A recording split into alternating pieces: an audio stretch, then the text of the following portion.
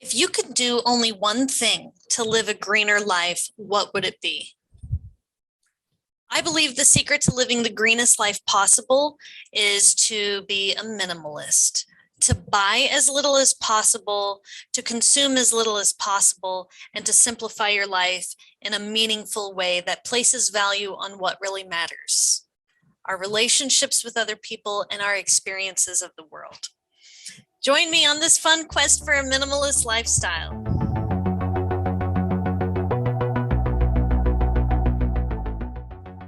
After getting my degree to become a professional organizer, I decided to explore several different organizing techniques, and one that I especially loved was the Kondo Method with Marie Kondo. Now, you probably have heard of this.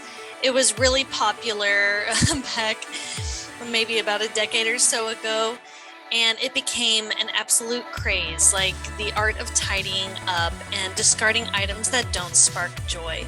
But I find everything she talks about to be incredibly true. Stuff does not equal happiness, and once we can escape this idea that stuff equals happiness, we can really start living life to the fullest. And that's why I believe the first step to living the greenest life possible is to remove.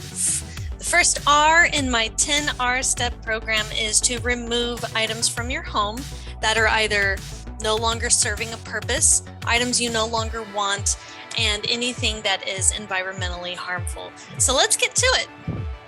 I've been blogging recently about trying to live the greenest life possible, and I believe the first step is to get organized and to declutter. And here's a quote from Douglas Horton: "Materialism is the only form of distraction from true bliss." And I have found this to be incredibly true, because back in 2015, when I was getting ready to go overseas, I had a fully furnished 3-bedroom house that I barely used anything in there. I was rarely home anyways because I worked all the time, and I got rid of everything. Like a fully furnished 3-bedroom house, all of it gone.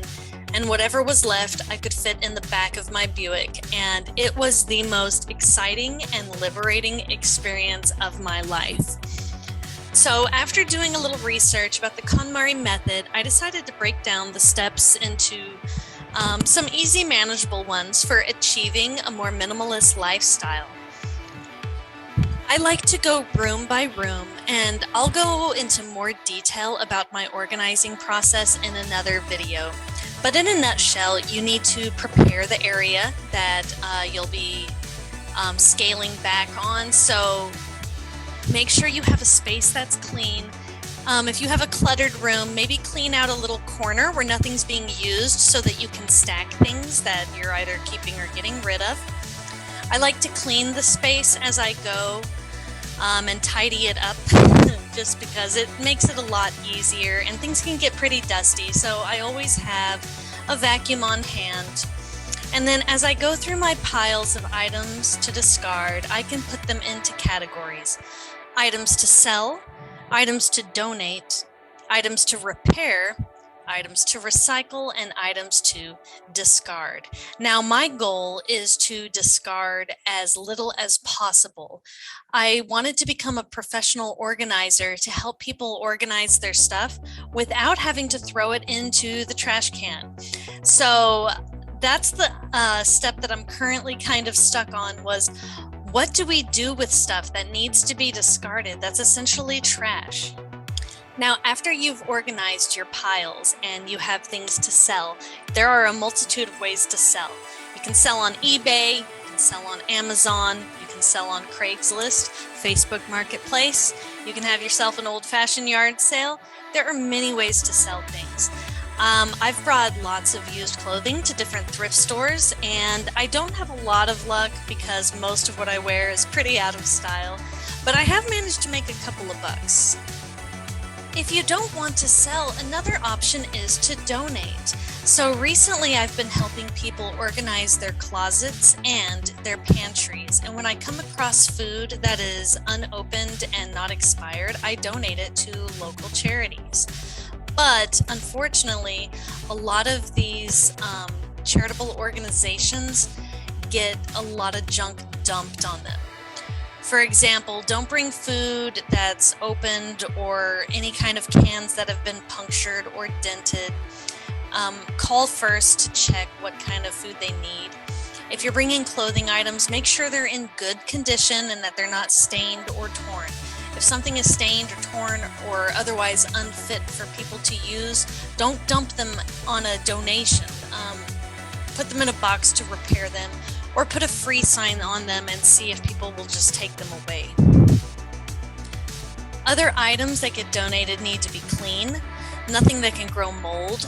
I've been told from more than one organization that no children's car seats because they're often recalled or updated. When in doubt, you can call and you can check and see which items they need the most.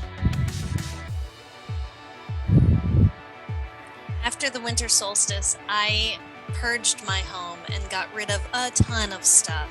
I sold a few things, I donated a few things, put some in a box to repair, and gave away others for free.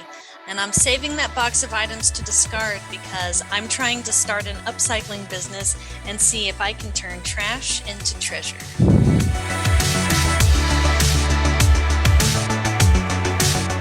So why do I believe that minimalism is the first step to green living? Well, a couple of reasons. When you look at what's contributing to climate change, like burning fossil fuels and various industries in charge of construction and infrastructure and things like that, all of this is a form of consumption. We're constantly consuming things, whether it's food or water or other natural resources or just junk. It's so easy to accumulate just mountains of junk. And the more we buy, the more that needs to be produced. And a lot of it is produced overseas, which means it's going to be shipped to wherever it's going to be sold, which is just burning more fossil fuels. By saying no to excess shopping altogether, you cut out all of those factors. By limiting and scaling back, it's easier to focus on the items that you already own, because the items we own have to be updated, they have to be repaired, they have to be taken care of. It's a vicious cycle of having to buy more stuff to go with the stuff that you already have. And I've found that scaling back and owning a handful of items that are really important to me has brought me so much more happiness than the mountains of junk that I had to get rid of.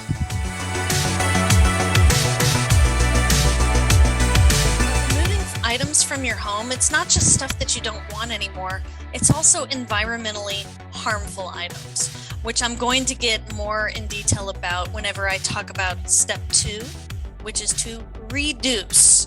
So there are a lot of products that you can remove from your home altogether, including single-use products. A lot of single-use plastics like coffee cups, plastic straws, plastic bags, these serve no purpose but once, and then they end up in a landfill where it takes forever for it to decompose. See what you can scale back and what can be reused. There are a lot of harmful cleaners, and anything with toxic chemicals is going to go into our waterways and potentially our drinking water. So don't forget to check the ingredient list on the back and consider some of the more eco-friendly brands. Aerosol cans, we've known for a long time, use hydrocarbons and compressed gas to work. These are terrible for the environment. Skip them altogether. Pesticides and herbicides, of course. If you have a garden, why would you dump something poisonous on it? In a future video, I'll talk about organic herbicides and pesticides and ways to control pests that are not environmentally harmful. And finally, dryer sheets. They smell nice, but these are artificial chemicals used to make them that way, and they've been linked to numerous health problems. So if you can skip it, do so. I can't wait to begin my career as a professional organizer and help others scale back and see what they can get rid of and how they can simplify their lives and pursue greener lifestyles. I'm so excited and I'm looking forward to it. I hope you join me. Bye.